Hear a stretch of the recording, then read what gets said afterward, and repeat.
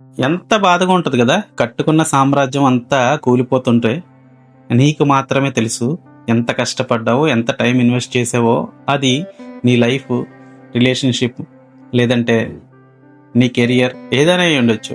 ఎన్నో సంవత్సరాలు కష్టపడి దాన్ని నువ్వు బిల్డ్ చేసుకున్నావు, అమాంతంగా కూలిపోయింది. అప్పుడు అనిపిస్తుంటుంది లైఫ్ నిన్ను బ్రేక్ చేసేసింది, డిస్ట్రాయ్ చేసేసిందని. మేబీ మనం చూసేది ఒక వెర్షన్ ఆఫ్ థింగ్ ఏమో, దెర్ ఈజ్ అనదర్ సైడ్.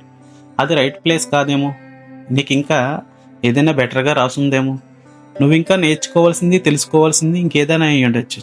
నువ్వు బిల్డ్ చేసిన సామ్రాజ్యం పిల్లర్స్ స్ట్రాంగ్గా లేవేమో, అక్కడ ఉండడం నీకు రైట్ కాకపోవచ్చు. నీకు కనిపించవని ఇన్విజిబుల్ నాయిసెస్ నీ లైఫ్ని ఇంకా డిస్టర్బ్ చేయొచ్చు.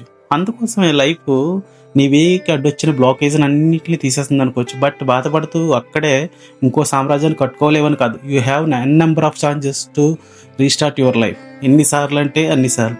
రీస్టార్ట్ చేయడం అంటే it doesn't mean your failure. It really need great strength to restart your life after ఒక పెద్ద డ్యామేజ్ తర్వాత. అర్థమైందా? If you are someone restarting your life, గుర్తుపెట్టుకో, నీ లైఫ్లో ద స్ట్రాంగెస్ట్ పాయింట్స్ అన్నీ కూడా ఒక బ్రేకింగ్ పాయింట్ నుంచే స్టార్ట్ అయ్యాయి.